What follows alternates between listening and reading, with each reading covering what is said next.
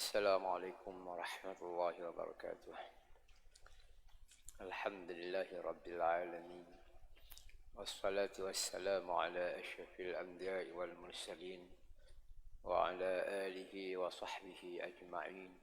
Subhanaka la ilma lana illa ma 'allamtana innaka antal alimul hakim. Summa amma ba'd. Alhamdulillah wa syukrulillah. Syukur kita kehadrat Allah Subhanahu wa taala atas segala limpah kurnia yang kurniakan kepada kita. Mudah-mudahan dengan itu kita sentiasa dirahmati oleh Allah. Insya-Allah pada malam ni kita baca surah baru, surah Al-Isra, iaitu surah yang ke-17. Rasanya juzuk yang ke-15. Malam ni kita baca A'udzu billahi rahim.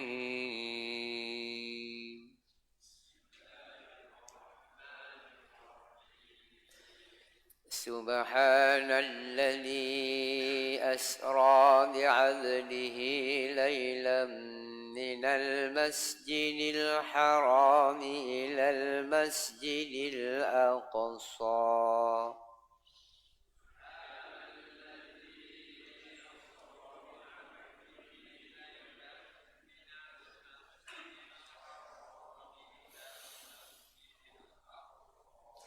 من المسجد الحرام إلى المسجد الأقصى الذي باركنا حوله لنريه من آياتنا.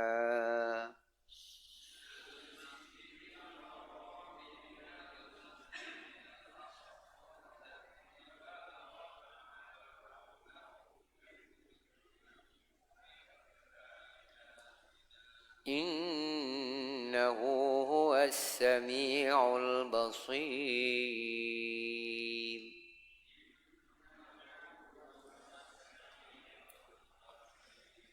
وآتينا موسى الكتاب وجعلناه هدى لبني إسرائيل ألا تتخذوا من دوني وكيلا.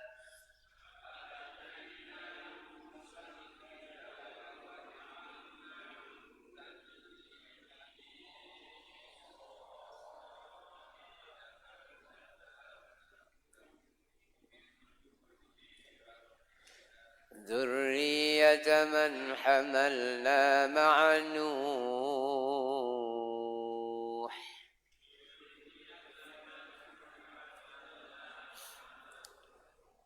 إنه كان عبدا شكورا.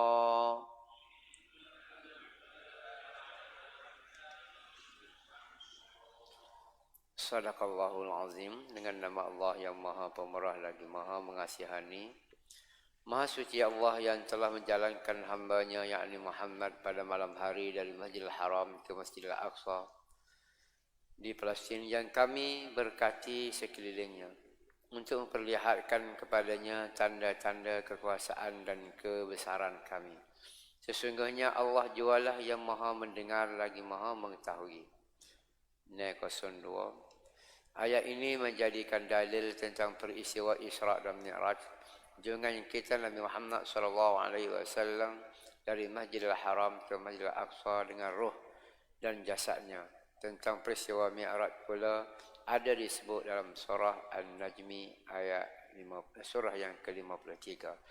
Peristiwa Isra dan Mi'raj bukan sahaja tersebut dalam Al-Quran tetapi juga dalam hadis-hadis yang sahih Bukhari, Muslim dan lain-lain. Dan kami telah memberikan Nabi Musa kitab Taurat dan kami jadikan kitab itu petunjuk bagi Bani Israel. 03, yakni sebagaimana Nabi Muhammad SAW diberi sebesar-besar kemuliaan dengan dibawa Isra dan Mi'raj dari Masjidil Haram ke Masjid Al-Aqsa dan dari sana dibawa Mi'raj ke langit serta bermunajat dengan Allah Subhanahu wa taala Dan juga telah diberikan kepadanya kitab Al-Quran yang menjadi petunjuk ke jalan yang adil dan betul untuk seluruh umat manusia. Maka demikian pula halnya Nabi Musa alaihi salam telah pergi ke Gunung Tursina dan telah bermunajat dengan Allah Subhanahu wa taala sehingga digelarkan kalimullah serta diberikan kepadanya kitab Taurat untuk menjadi hidayah petunjuk kepada kaumnya yakni Bani Israel. Serta kami perintahkan mereka, janganlah kamu jadikan yang lain daripadaku sebagai Tuhan untuk menyerahkan urusan kamu kepadanya.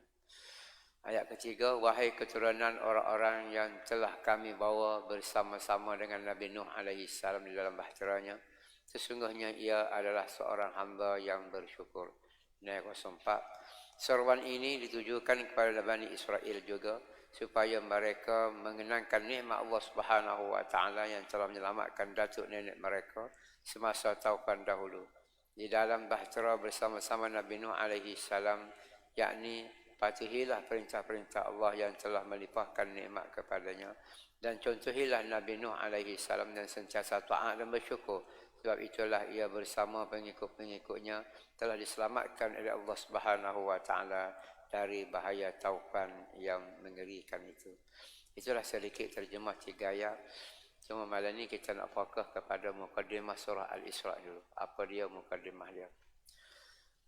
Surah ini diturunkan di Makkah mengandungi 111 ayat.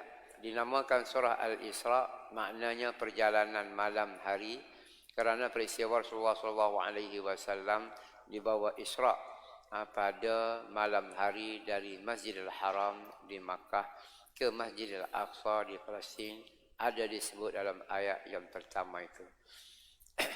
Jadi di segi jumlah ayatnya 111 ayat saja. Kemudian namanya, kenapa dinama Isra'? Nama Isra' ni diambil sempena daripada peristiwa Isra' Rasulullah SAW daripada Masjidil Haram ke Masjidil Aqsa. Isra ni, Asra ni maknanya perjalanan malam, perjalanan darat. Jalan darat waktu malam. Nama dia Isra. Mi'raj, perjalanan daripada bumi ke langit. Daripada Masjidil Aqsa di Palestin, terus ke langit yang pertama, langit kedua, langit ketiga sampai langit yang ketujuh. Kemudian terus ke Sidratul Muntaha. Kemudian dijemput khas oleh Allah Subhanahu wa taala untuk menghadap dia. Jadi dinamakan surah itu surah Isra'. Siapa jebuh nama ni? Nama-nama surah ni semua sekali adalah tauqifi daripada Allah Subhanahu wa taala. Copy paste, soyok tepek, cok daripada Allah Subhanahu wa taala. Bukan pandai-pandai Nabi je bubuh nama, bukan pandai-pandai malaikat Jibril bubuh nama. Sebab itulah nama surah ni macam-macam jenis. Ada nama binatang. Hari kita baca lepas An-Nahlu, An-Namlu, Al-Baqarah, Al-Fil, Al-Ankabut. Banyak surah-surah. Kalau kita mendengar, kita fikir, apa pun nama binatang. Nama orang lain. Boleh kalau kira hak comel lagi. Tapi Allah Subhanahu wa taala, dia nak buh nama tu, ikut dia lah. Jadi, untuk kepahaman kita, nama-nama dalam surah ada 114 surah itu, semua sekali adalah tauqifi daripada Allah Subhanahu wa taala. Bukan taufiqi, tauqifi. Tauqifi ni mana? Betul-betul ambil daripada Allah Subhanahu wa taala. Kemudian perjalanan daripada Masjidil Haram kepada Masjidil Aqsa. Dalam bab Isra' Mi'raj, ulama bertelingkah ataupun ulama pakat menafsir. Ulama sebenarnya dia tak balah, dia pakat royak. Tak supaya kita lah ni kita suka balah. Ulama dulu walaupun pandangan tu ramai, 2, 3, 4 orang ulama kata gitu, kata gini, dia royak hak dia. Dia tak kata orang lain salah. Beza orang lain ni hak dia tak apa royak mana, dia royak hak orang lain salah. Tu ulama dulu royak ada berpandangan Nabi Isra' Mi'raj ni dengan roh sahaja. Sebab tak mungkin Nabi boleh naik. Sebab Nabi ni dengan body dia tu berbadan dia naik lagu mana? Isra' beres lah, Mi'raj lagu mana? Tapi ada ulama yang lebih kuat lagi dia punya hujah dia. Nabi memang naik dengan roh dan jasad dia. Kita fikir Nabi tak boleh naik tu sebab kita kira Nabi naik sendiri. Mana boleh. Kita pun nak naik ke langit, nak naik kapal terbang. Tak boleh naik. Cara-cara biasa tak boleh. Sebab tubuh kita bukan sepa burung. Burung dia boleh terbang gitu. Tapi kalau kita tengok ayat Subhanallazi asra. Asra situ maknanya orang bawa. Allah Ta'ala bawa. Tak ada Tuhan bawa, mana boleh pergi? Kita lah ni, masjid sendiri ni pun ada Tuhan bawa pergi, boleh bawa pergi mana-mana. Tengok Nabi Sulaiman alaihi salam, jika mana Puteri Balqis kabar dia, nak suruh aku masuk Islam boleh. Tapi istana aku, mari tojak tepi istanamu. Satu permintaan yang bukan sekadar luar biasa, tapi tidak logik sikit abuk dengan akal. Mana boleh bangun ni nak bawa jauh ketemu. Bukan dekat. Kalau kita duduk alih rumah, gapa rumah usung, tu dekat. Ni istana Nabi Sulaiman duduk di mana? Istana Puteri Balqis duduk di Yaman, lagu mana? Tapi dengan kekuasaan Allah Subhanahu Wa Taala, dengan keyakinan Nabi Sulaiman alaihi salam, jin sanggup bawa dengan kelajuan dia. Kalau Nabi Sulaiman bangun, tak ada duduk. Tapi ada orang beriman ni, lebih laju lagi. Tak tahulah dia pun kuasa ke apa. Lebih daripada Ultraman ni. Ultraman, Superman, tak boleh. Lebih lagi dia. Dia kata, tu aku tak ada klik. Klik itu ada dah. Maka Nabi Sulaiman tengok-tengok, duduk cegak depan dia. Istana Puteri Balqis. Jadi nak ayat benda lu. Kalau istana besar gitu mau, boleh. Dengan bukan seorang Nabi tetapi rakyat jelata lah. Orang biasa. Orang beriman ke Nabi Sulaiman, orang beriman kepada Allah Subhanahu Wa Taala, boleh dah bawa istana dengan secepat lagu tu. Maka ini pula Nabi Muhammad kecil sebenarnya orangnya, apa tak bolehnya. Dan kuasa Allah Subhanahu Wa Taala ni kita tak boleh pertikailah. Iza arada syai'a an yaqulahu kun fayakun. Dan Tuhan nak apa-apa, dia boleh jadi bila-bila masa dengan senang sekali. Apatah lagi apabila kita dengar Isra Mi'raj ni berlaku dengan dibawa oleh Buraq. Isra Buraq. Mi'raj dibawa oleh Nabi Malaikat Jibril alaihi salam. Malaikat Jibril tu atas ayat dia, kat lagi mana pun boleh. Itu nak sebut. Kemudian intisari kandungan. Gapo dalam surah ni, surah Al-Isra yang ada 100 belah ayat ni, gapo dia nak ayat? Menegaskan bahawa tujuan dan hikmat berlakunya mukjizat Isra yang luar biasa itu ialah kerana hendak memperlihatkan kepada Nabi Muhammad sallallahu alaihi wasallam tanda-tanda kekuasaan dan kebesaran Allah Azza wa Jalla. Jadi antara tujuan besar Nabi Allah SWT bawa Nabi buat jalan ni nak suruh tengok orang panggil kerajaan dia. Nak suruh tengok dengan mata denda sendiri lagu mana kekuatan, kekuasaan, kehebatan Allah Subhanahu Wa Taala. Dia buat melawat. Melawat ke apa? Antara lainnya melawat syurga, melawat neraka. Ni kita lah ni tak nak pergi melawat. Siapa pun tak mungkin nak pergi melawat. Syurga neraka duduk mana tak tahu. Hak pastinya syurga neraka tu memang ada lah ni. Akhirat tak ada lagi, syurga neraka dah ada lah ni. Ada bukti itu Tuhan sebut wasari'u ila maghfiratin min rabbikum wa jannatin 'arduha as-samawati wal ard. Syurga neraka ada dah lah ni dan Tuhan cadai kepada hamba-hamba. Syurga sendiri ada. Sebab tu Tuhan minta kita ni wasari'u ila. Ada lagi seorang lagi Nabi, tak lupa nama dia, buat melawat juga. Bukan melawat kepada Nabi Muhammad. Dia kena mati dulu. Yang minta nak mati, maka mati dia melawat syurga neraka. Nak kelik derah-derah lah, tak saya tengok neraka. Kemudian minta mati kali pula nak melawat syurga. Maka melawat syurga tak saya kelik. Mereka kata tak boleh saya kelik tu, janji. Suruh kelik kan? Balik dulu. Maka balik dulu, lepas tu baru mati kemudiannya. Itu terpaksa kena matikan dulu. Maknanya kena ubah. Kena ubah orang panggil suasana. Orang panggil mati ni bukan mati sebenarnya, berpindah. Maknanya Nabi hak minta nak tengok syurga neraka ni terpaksa kena pindah alam dulu. Tak boleh alam dasar kerana tak ada. Tak boleh nak capai. Di segi kelajuan, dari segi pemikiran tak boleh disukar. Adapun Nabi Muhammad sallallahu alaihi wasallam tak. Allah Taala ambil dia secara yaqzah. Bukti secara yaqzah, bukti secara sedar, bukti secara jasad ni Sebab Tuhan sebut subhanallazi asra bi 'abdihi. Allah Taala memperjalankan Nabi ini abdihi, hamba dia. Kalau nak kata ruh, mesti Tuhan kata ruhi 'abdihi. Subhanallazi asra bi ruhi 'abdihi. Ni dak. Tuhan kata bi 'abdihi, maknanya dengan jasad dia sendiri. Jadi nak memperlihatkan tanda-tanda kekuatan, kebesaran, kemuliaan Allah Subhanahu wa taala yang besar yang dikurniakan oleh Allah Subhanahu wa taala kepada baginda Nabi Muhammad sallallahu alaihi wasallam ketika baginda sedang menghadapi ketentangan keras dari kaum kafir musyrik di Makkah untuk memberi semangat supaya baginda berjuang terus menyiarkan Islam sehingga berjaya. Memanglah saat tu ni Nabi terlalu sedih lah. Sedih antara lainnya kematian orang yang dikira harapan dia, iaitu isteri dia Sayyidatina Khadijah radhiyallahu anha. Orang yang banyak support, orang yang banyak bagi bantuan kepada Rasulullah, sama ada bantuan keuangan ataupun bantuan secara moral. Jadi semangat nak tengok ketika Rasulullah balik daripada Gua Hira. Nabi Siti Khadijah ambilkan selimut Nabi Rasulullah sallallahu alaihi wasallam. Itu gambaran kasih saya, gambaran sokongan seorang isteri kepada suami untuk menjualkan agama Allah Subhanahu wa taala. Tidak kata kelik gaduh-gaduh tak boleh ni masuk atur ke demo ni, tidaklah betul. Dia support, dia bagi pertolongan.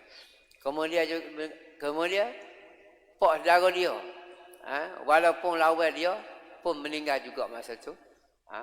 Kemudian masa tu baru lepas Amul Huzni. Tak silap ingat Amul Huzni 3 tahun. Iaitu dipulau oleh orang-orang kafir. Maknanya dia buat sekatan ekonomi oleh orang kafir. Pok-pok Nabi, pok orang beriman kepada Tuhan, beriman kepada Nabi ni, tak boleh jual beli jadi mana ni. Hanya buat jahat cara semua. Padahal Nabi royak kata Tuhan ni ada. Royak akhirat ni ada. Royak tokong tak betul, hati marah berkali. Royak tokong ni tak betul, tokong ni tidak Tuhan. Itu punca jadi kemarah tu. Hanya kena kita mahu kepada Rasulullah sallallahu alaihi wasallam. Dan perangai lagu ni bila pun selama mana kita berjuang agama Allah Subhanahu wa taala, memang kita ni ada potensi dikhianat. Itu cara dia, cara Tuhan nak uji kita lagu tu. Jadi dengan cara lagu tu Allah Subhanahu wa taala bawa Nabi pergi melawat langit. Kalau kita learn ni, tak melawat Putrajaya lah kita kata. Mana nak suruh tengok kekuatan, nak tengok kehebatan, kerajaan kita pergi Putrajaya, kita tengok bangunan comel-comel. Kalau masuk pejabat pula nampak ilir. Dari segi tamai pula comel. Itu baru atas bumi sama-sama kita ni. Ini kepala Allah Subhanahu wa taala bawa Nabi pergi melawat langit.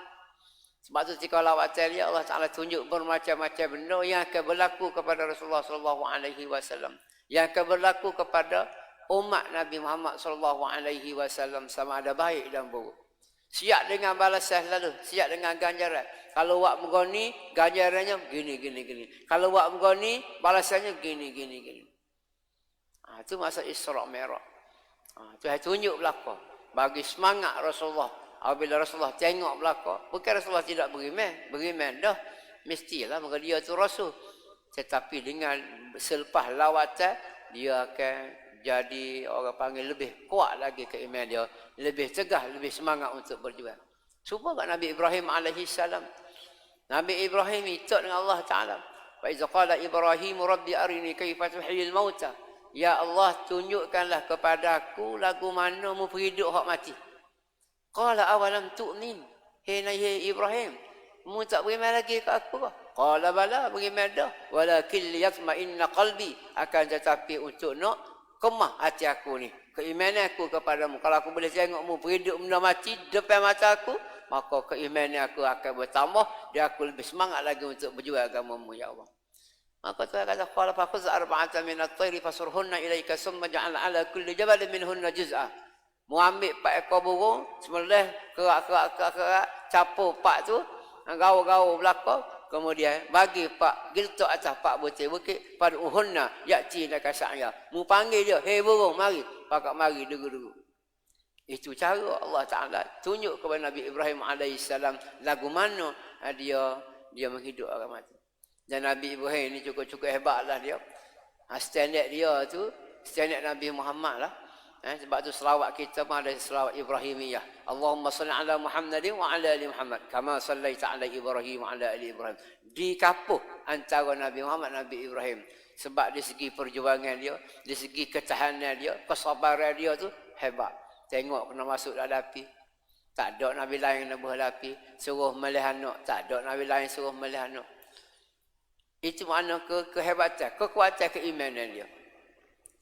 Kemudian diterangkan pula perihal kaum Yahudi Bani Israel yang sentiasa menderhaka kepada Allah Ta'ala dan bertindak ganas kepada umat manusia.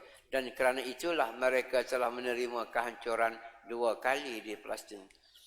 Allah Ta'ala cerita mengenai orang Yahudi. Orang Yahudi ni daripada dulu, kalau ni, bila-bila pun memang dia tu jahat.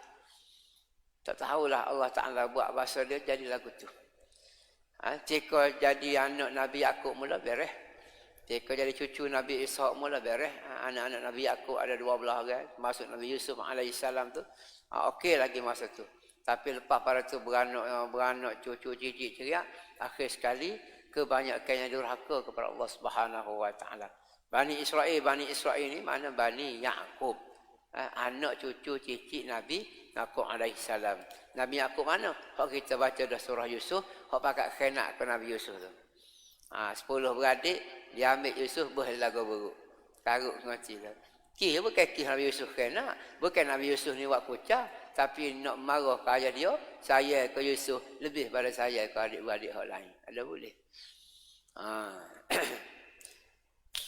Jadi Allah Ta'ala dengan tengok perangai orang Bani Israel ni karuk dia tu, Allah Ta'ala beri 2 kehancuran. 2 kali mereka ni diberi kehancuran Allah Subhanahu Wa Ta'ala.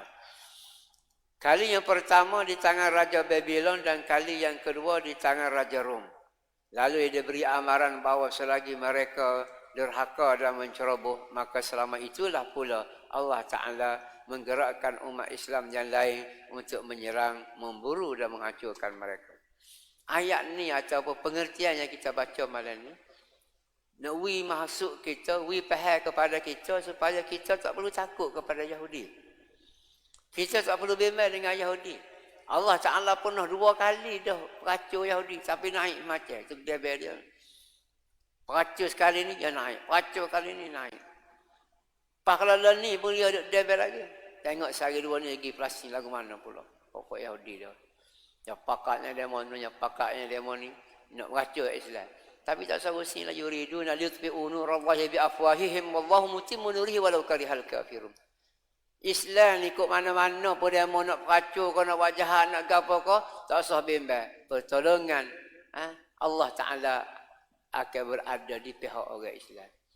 Cuma atas keyakinan kita lagu mana, ibadat khususiyah kita lagu mana, permuafakatan kita lagu mana. Kalau kita main pergi tak pergi, acuh tak acuh, yakin tak yakin, tak jadi. Sebab itulah Tuhan sebut, ngelah sekali di akhir dunia ni, Allah Subhanahu Wa Ta'ala akan atas Nabi Isa AS turun untuk membenterah, untuk nak hapus belakang Yahudi. Dan ketika tu akan mati habis, binasa habis Yahudi. Ini janji Allah Subhanahu Wa Ta'ala. Jadi, tak usah rusinglah ke mana-mana dia buat pun. Tapi kita kena waspada. Kita kena belajar. Tak boleh duduk congok, tunggu Tuhan tolong, tak boleh gitu. Walaupun Tuhan boleh buat lagu tu. Mana berarti Tuhan boleh buat lagu tu. Jika peristiwa Abrahah, dia serai Kaabah. Jika tu tak ada ikhtiar sikit orang Quraisy. Tengok tentera Abrahah, tentera bergajah mari ni buat lagu mana. Berkali tentera jika tu kalau ada gajah bersiap kedua je orang Mekah. Dua asas pun tak ada, tak bunyi ada cerita ada gajah. Mari terus bergajah nak lawan lagu mana? Akhir sekali dia serah kepada Allah Subhanahu Wa Taala 100%. Tidak kata buat beceng ke apa, pakai lari naik atas bukit, serah Tuhan biar dia jaga rumah dia. Baitullah rumah Allah Taala. Masjidil Haram rumah Allah Subhanahu Wa Taala, biar Tuhan jaga. Tuhan jaga ngaji. Tuhan tak burung, apa ekor ya burung? Alam tara kaifa fa'ala rabbuka bi ashabil fil bagi burung ababil tarmihim bi hijaratin min sijil. Lepah batu-batu yang dibakar daripada api neraka. Mampu ke habis bekas kat mampu. Berubah. Bekas kat berubah gajah. Nyawa orang berubah. Ke aspim makul. Seperti daun kayu kena pakai kaulah. Berubah mati situ. Ini nak wayak kata orang tak ada usaha pun. Tuhan akan jaga agama dia. Tapi apa Tuhan suruh usaha? Tuhan lebih ganjaran kepada kita lah. Apabila kita ada usaha, Tuhan akan bagi ganjaran kepada kita. Maka bagi kemenangan kepada kita. Itu kena yakin. Cuma bila nak bagi ganjaran tu, serah pada Allah Ta'ala. Bila nak menang, serah pada Allah Subhanahu Wa Ta'ala. Ni kita sibuk nak berjual, nak menang lalu. Tak boleh gitu. Berjual nak menang lalu. Berdoa sesuai terima selalu. Tak boleh. Nabi Zakaria berdoa lama mana nak bolehkan anak seorang. Nak bolehkan anak Yahya. Akhir kali kena bunuh dua-dua beranak. Nabi Ibrahim berdoa lama mana nak boleh kepada nak boleh ke anak nama Ismail, lepas tu boleh pula anak nama Ishak. Tu Nabi, tu Rasul. Nabi Nuh pula berdakwah berapa ratus tahun. Umur Nabi Nuh pun kurang 50, 1000 tahun umur. Tak siapa 100 orang. Kau ikut. Sebab tu dah nak banding umat dengan umat Nabi Muhammad dengan umat lain. Umat Nabi Muhammad lah paling spesial sekali. Nabi Muhammad wafat lama dah. Tapi orang kodok berjuang. Kodok sambung. Royak. Dia ada orang faham semua. Sebab tu dari segi Nabi, dari segi Rasul, tak ada siapa boleh lawan. Nak litah. Bukan lawan. Nak litah Nabi Muhammad kita tak boleh. Sebab Nabi kita ni, kita sendiri ni, kita umat Muhammad ni mujumna tuwasakai kuntum khaira ummatin ukhrijat linnas ta'muruna bil ma'ruf wa tanhauna 'anil munkar. Kita ni diklasifikasikan umat yang terbaik. Kenapa? Kita ada autoriti. Kita diberi kemampuan untuk menceritakan benda kebaikan, suruh orang buat baik, cegah orang buat jahat. Mana kita ada dua kerja. Kita kena suruh orang buat baik dan larang orang buat jahat. Di samping kita suruh orang buat baik, pasti kita nak buat baik. Di samping kita larang orang buat jahat, kita sendiri tinggal perkara-perkara yang jahat. Sebab tu umat Muhammad ni umat yang spesial sekali. Dan inilah yang telah berlaku di sepanjang sejarah kaum Yahudi zaman berzaman.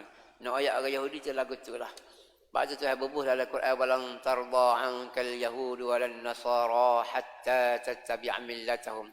Orang Yahudi Nasrani ni tak kata guana, pah bila dia tidak akan ikut kita. Kecuali kita ikut telunjuk dia. Ini nak kata jaminan Tuhan bukan nak royak. Tuhan royak dah kan. Lantar pah bila-bila orang Yahudi Nasrani tak akan setuju, tak akan belagangi dengan dia pah bila-bila. Sebab itulah kita jangan sekali-kali rasa orang Yahudi ni ada baik juga weh. Orang Nasrani ada baik juga weh, kita kena sayangnya dia ni. Tak sah. Tak payah sayang dengan Yahudi, tak payah sayang dengan Nasrani. Ramai lagi orang lain boleh sayang.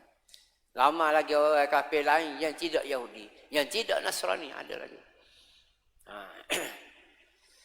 Setelah menegaskan bahawa kitab suci Al-Quran memberi petunjuk ke jalan yang amat betul agama Islam, lalu diterangkan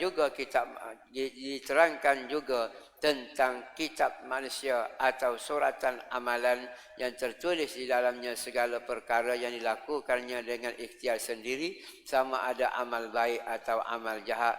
Amal itulah ia menentukan nasib kita sendiri. Dalam surah ni, dalam 100 sebelah ayat ni, selain Tuhan royak kelebihan Al-Quran. Al-Quran merupakan petunjuk. Begitu juga disebut tadi, kita baca dalam mukadimah tu, dalam ayat 1, 2, 3 tadi.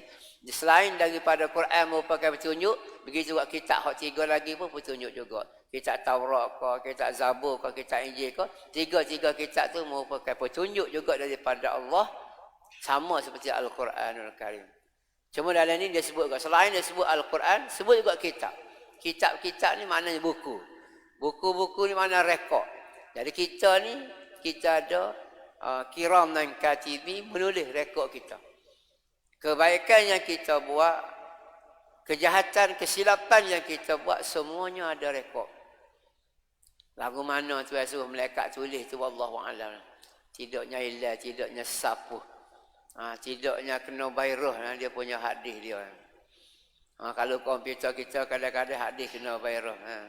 Tapi kalau kena virus, kena hak Tuhan tulis, hak malaikat tulis amalan kita baik, kena virus tu nyanyi kita. Tak ada sabuk kebaikan. Dia tak ada belaka tu. Malaikat tulis kiraman katibina ya'lamuna ma taf'alun. Kiraman katibin tulis belakang. Raqib atid ni tulis belakang. Dalam ayat ni Allah Taala cerita juga sikit mengenai apa yang ditulis oleh malaikat-malaikat. Dia tulis kebaikan.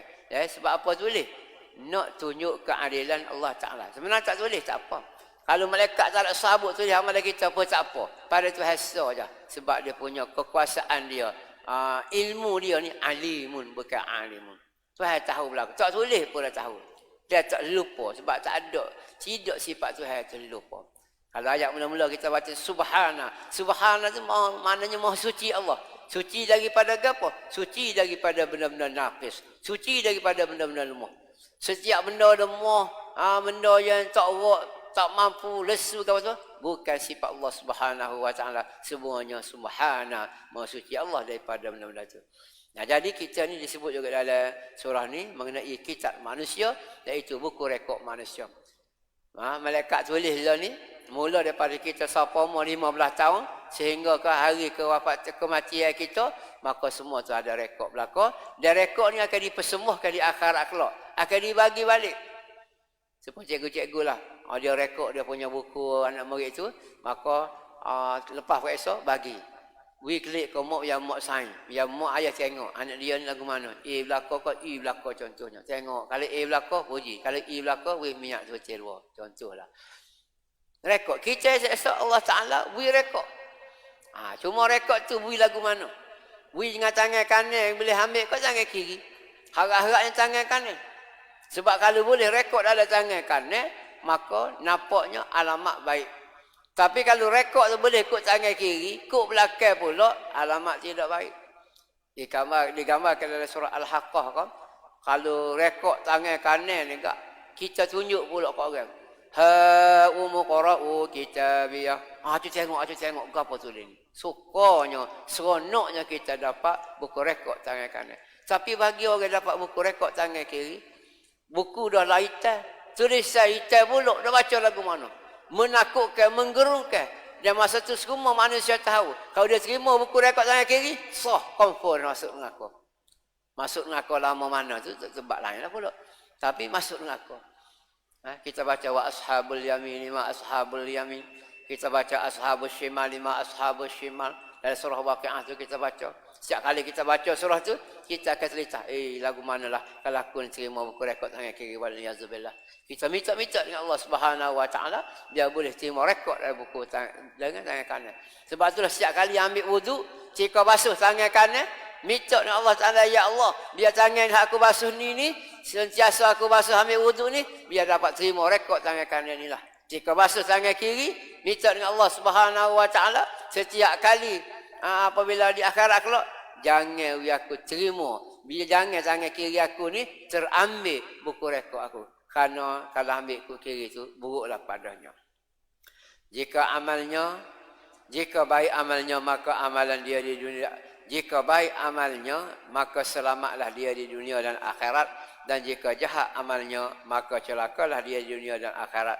Amalnya dan nasibnya dibiarkan sebagai benda yang dikalungkan di lehernya dan tidak dapat dilepaskan daripada dirinya, kerana dialah yang bertanggungjawab terhadapnya. Ini bunga bahasa lah sebut. Rekod kita ni seolah-olah jadi macam hak kita gantung. Kalau budak-budak main suka, kita bubuh medal tak. Hidup gantung gitu. Makna tak boleh lepas. Kalau baik, baik. Kalau jahat, jahat. Lepas itulah kita minta Allah Subhanahu wa taala supaya malaikat nulis kita kebaikan itu banyak, esok-esok Allah Taala akan timbang kita. Memanglah kita umat manusia, tidak nabi, tidak rasul, maka tidak maksum. Kita ni tidak maksum. Apabila tidak maksum, kita ni potensi melakukan kesalahan, kesilapan, kejahatan itu ada. Oleh kerana itu Allah Subhanahu wa taala dia timbang berapa banyak, berapa berat baiknya dengan jahat, berapa berat pahala dengan dosa. Ini digambarkan dalam surah Al-Qari'ah aja. Yauma yakunu an-nasu kal farashil mabsuth. Apa tu? Fa amma man saqalat mawazinuhu fa huwa fi 'ishatir radiyah. Wa amma man khaffat mawazinuhu fa ummuhu hawiyah. Wa ma adraka ma hiya narun hamiyah. Tak pernah terjemuh racak kali dah ayat tu. Nak ayatnya usaha juga biar jadi pahala tu banyak daripada dosa. Oleh kerana sembahyang yang 5 waktu telah difardukan oleh Allah Subhanahu wa taala kepada Nabi Muhammad sallallahu alaihi wasallam dan umatnya pada malam Isra dan Mi'raj yang disebut perihalnya dalam surah ini telah diperintahkan supaya sembahyang itu dikerjakan pada waktu-waktunya yang tertentukan, kemudian diterangkan secara khusus tentang keistimewaan sembahyang subuh supaya masing-masing mulakan harinya dengan ibadat pada saat yang berkat itu sebagai bersyukur kepada Allah Azza wa Jalla. Dari sempena Isra' Mi'raj ni, hak paling besar sekali Tuhan nak baginya, Tuhan nak fardu, nak syariatkan sembahyang 5 waktu. Kalau kita tengok dalam rukun Islam, ada semaya, ada puasa, ada haji. Puasa Tuhan kirim melalui malaikat Jibril. Haji Tuhan kirim melalui malaikat Jibril. Zakat Tuhan kirim melalui malaikat Jibril. Tapi semaya esok, Allah Subhanahu wa taala jemput beradak depan. Beradak depan Allah Ta'ala. Nak wis semaya 5 waktu. Ini nak gambarkan kepada kita bahawasanya suatu ibadat yang paling top sekali. Sebab itulah ada ulama terjemah illa wa ma khalaqtul janna wal insa illa liya'budun. Tidaklah kami ciptakan jin dan manusia kecuali untuk mengabdikan, untuk beribadah. Ibadat yang pertama sekali semaya. Sebab itu semaya dia mandatory, mesti kena semaya. Walau apa keadaan sekalipun, walau apa cara sekalipun, walau di mana sekalipun, semaya tak ditinggal. Kita suka ke lain. Puasa lagi kalau pun boleh tak puasa. Sampai pun kita minum air dugak. Sampai kalau pun makan nasi minyak tak ada masalah. Makan nasi arak kalau ni. Maya dia tak ditinggal. Zakat tidak semua orang kena. Ada orang kena, ada orang tak kena. Haji tak semua orang boleh pergi. Ada pitih baru boleh pergi. Itu skala lah ni. Ada pitih pun tak boleh pergi juga. Sebab keselamatan ada sebagainya. Semaya dia tak ada. Semua tempat. Hatta tika perang pun ada semaya syiddatul khauf. Tika perang kita tengok dua perkara. Pertama wajib semaya, yang kedua wajib Jumaat. Allah. Hebat sungguh. Tapi apa yang kita jadi pahal Jumaat ni, maya tu kalau boleh pergi tak boleh pergi biarlah. Sebab kita diberi tahu jak kecil, contoh fardu kifayah maya Jumaat, maya. Tak tahulah apa tu tunggu dia yang baca mudah mula. Maya ni kalau dua orang maya, lepas dosa sebetul kapung. Semaya Jumaat pun kalau semaya dah di masjid 2 orang, biar masjid tu besar pun. Tapi semaya 2 orang, oh tak dosa dah betul kapung. Kita pakai hak tu, pakai tak pergi belakang. Tengok cik imej lagi, pergi. Tak apa dah. Kalau cik imej tak pergi, tak pergi juga kita. Jadi faham lagu tu, jangan faham lagu tu. Kita faham syiddatul khauf. Nak wayak penting yang semaya Jumaat, jika pergi semaya Jumaat lagi, tak pernah sabar kita tu. Patut jika pergi kita main sorang-sorang. Kita maya bercucu sorang, sini sorang. Kita tengok kawasan-kawasan strategik, kita maya situ. Patutnya. Tak, Nabi suruh maya Jumaat. Maya Jumaat Zuhur. Apabila maya Jumaat Zuhur, orang kafir tengok. Ya tu maya Zuhur ni, maya belakang gitu. Balik ni nanti maya sah, kita pergi ke belakang. Oh, sedap kita. Baca sekop belakang. Benar kita dah kali ni. Air batangnya dah sedap. Maka, Tuhan pun suruh malaikat Jibril goyak ke Muhammad. Muhammad, mu jangan semaya supaya maya Zuhur. Tak ada asal ni. Ada dah musuhmu nak mari kerak kepalamu. Pas maya lagu mana? Maka malaikat tu aja, Nabi pun semaya Jumaat juga. Mula-mula Nabi jadi seimeh, semaya, tunduk rokok dulu. Baru hak belakang tu, Allahu Akbar. Tu nak tahu lebih lanjut cara semaya tu kena buka kitab fiqh lah. Tak ada orang kafir pun tengok. Maya dah pun lain. Sekali maya kalau sujud belakang. Rokok belakang. Ni lagu mana pula ni? Nabi rokok sujud, balik belakang Allah Akbar.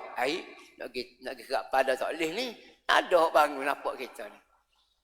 Situ kita boleh ambil pertama, gambaran tak boleh tinggal nak semaya. Yang kedua, betapa pentingnya semaya berjamaah. Sebab perang-perang ni kita nak minta tolong Allah. Kita perang-perang nak kemenang. Benar kalah ni Tuhan beri. Bukan benar kalah kes pedas saja. Bukan benar kalah kes orang ramai. Bukan gitu. Hatta zaman kita lah ni zaman demokrasi pun. Dia bukan benar ramai kalah. Nampak zahir tu benar kalah ni ramai sikit. Tapi hakikat sebenar pertolongan Allah. Tuhan nak tolong kita, dia kata intan surullah yansurkum. Kalau mu tolong aku tolongmu. Sejauh mana kita tolong Allah Subhanahu wa taala. Berapa kali sehari kita baca Quran? Berapa banyak sehari kita maya Jumaat? Berapa banyak sehari kita baca, kita terzikir Allah Subhanahu wa taala? Berapa lama kita bermunajat? Orang ramai dulu pergi perang. Ketua dia malam dia jalan tengok. Tengok kemah ni lagu mana? Tengok ada orang duduk semaya. Gi kemah ni tengok ada orang duduk zikir. Gi kemah ni tengok ada baca Quran. Dia pun klik kemah dia. Dia pun duduk relax. Beres dah esok ni. Dia tidak kata pergi tengok, wang dia mau tak asok lebar ni. Wang dia mau tak kawin kasut ni. Dok, dia tengok lagu mana? Ibadat semaya, kemudian zikir dan sebagainya. Dia nak tengok hubungan dengan Allah. Sebab dia yakin 100% kemenangan daripada Allah Subhanahu Wa Taala. Hatta kita lah ni kena lagu tu. Sebab tak boleh tinggal doa. Kena rayak Tuhan semua. Maya ajak kau, semaya gapo kau. Rayak Tuhan, ya Allah. Ya Allah. Minta tolong Allah Subhanahu Wa Taala. Terutama lah ni kita di COVID-19. Covid ni siapa boleh buat lari? Dia tak ada, dia ada. Dia tak ada, dia ada. Dia tak ada siapa boleh buat malaikat Allah Subhanahu Wa Taala. Cuma cara Tuhan boleh jadi Tuhan buat hari. Orang panggil buat hari jumpa ubat. Ataupun macam-macam Tuhan boleh. Tapi yang pentingnya kita royak ke dia. Doa ke dia. Tak nanti ke doa Allahumma inna a'udzubika minal barasi wal jununi wal juzami. Nanti ke tu doa. Kau lain pun boleh, ya Allah, jauhlah bala kami, ya Allah. Ya Allah, akadlah COVID-19. Tak kira orang COVID-19 ke 20 pun. Akad belakang, ya Allah. Buanglah mesin. Kita nak kerja payah kau contohnya. Yang pentingnya kita berdoa. Tuhan nak jangan kita ni berdoa. Kau tidak. Nak jangan kita ni minta kerja dengan dia. Nak jangan kita ni mengharap kerja dengan Allah Ta'ala. Tengok Nabi Ibrahim, tengok Nabi Muhammad, tengok Nabi-Nabi. Cara dia tu manja dengan Allah Subhanahu Wa Taala tu lebih. Sebab tu kita tengok ulama-ulama kita. Ulama kita zaman dulu, kau zaman ni, dia hubungan dia dengan Allah Subhanahu Wa Taala cukup-cukup kemah. Dengan semaya malam dia nya, dengan baca Quran dia nya, jangan dengan derma dia nya, gapo dia nya, banyak. Dari sini bab semaya. Dari semaya ni sehingga orang tu hilang akal fikiran dia. Baru tidak wajib semaya. Cara duduk, cara diri, cara nyengeng kanan, nyengeng kiri, kepala alik jatuh, kepala alik naik, muka jatuh akhir sekali dengan kelopak mata. Kelopak mata pun tak orang nak akak dah. Nak buat rokok, sujud tak boleh dah. Maka dalam hati lah ingat duduk semaya. Dalam hati pun tak ingat juga. Matilah tu. Matilah tu.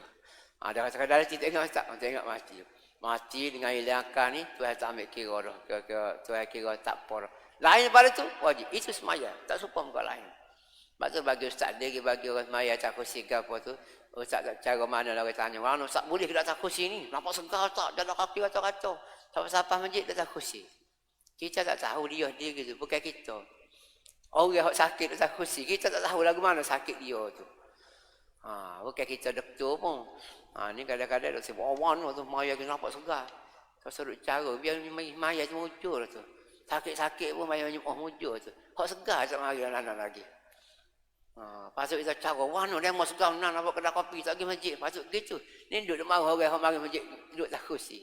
Cuma duduk tu pipi lah sikit. Jangan cegap lah kata medah. Tapi saya mari awal, duduk situ juga tak apalah.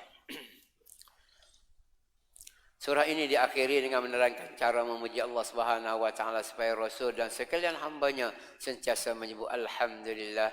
Segala puji tertentu bagi Allah sebagai bersyukur kepadanya atas segala nikmat yang tidak terhitung. Itu kerana dialah Tuhan yang Maha Esa dan dialah sahaja yang wajib dibesar-besarkan dan dimuliakan dengan sepenuhnya. Di ujung ayat ini ada ayat sebut Alhamdulillah. Puji Allah Subhanahu Wa Taala.